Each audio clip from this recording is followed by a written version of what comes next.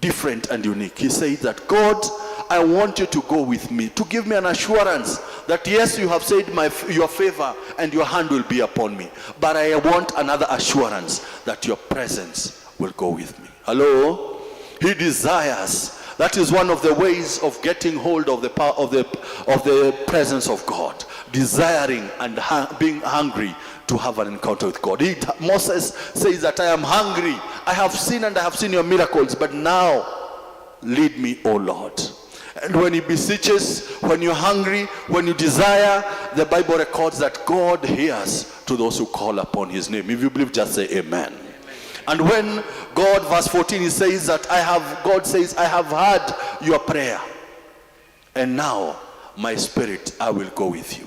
And then Moses goes the extra mile and he says, if God, you will not go with us, we will not get out of this place. It is my prayer today that we as believers of Macedonia, we as individuals, that we will have that longing of God and tell that God, unless you go with me, I do not want to depart of this place. Because where there is the presence of the Lord, there is fullness of joy. And where the presence of the Lord is out, there is frustration. There is bitterness, there is unforgiveness, there is fear. But in the presence of the Lord, there is fullness of joy. If you believe, just say amen. Number two, the way we can also be able to access the presence of the Lord is to have a consistent prayer life. Consistent prayer life. Before anything happens in the physical, it happens in the spiritual. Hello? It happens in the spiritual realm.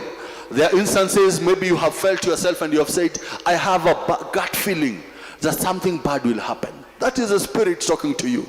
And it gets to, one story is told about a pastor's son who got late. He had gone to a missionary and he got late. And the father got that gut feeling, that bad feeling, the sixth sense. It tells him that pray for your son because he's supposed to go through a particular forest to get back. The father gets that feeling.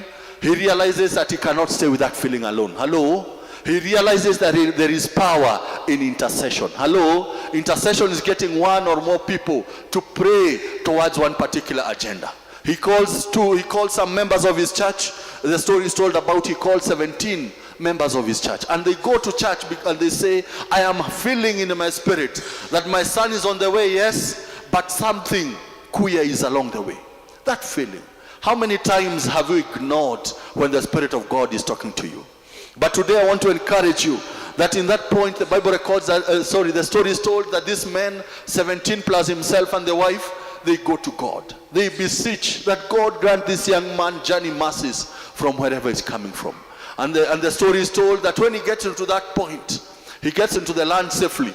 Then 3 days later, some people come and confess and say that we were bandits. And when we had accosted this young man on the journey, we saw angels cycling this particular young man. And then when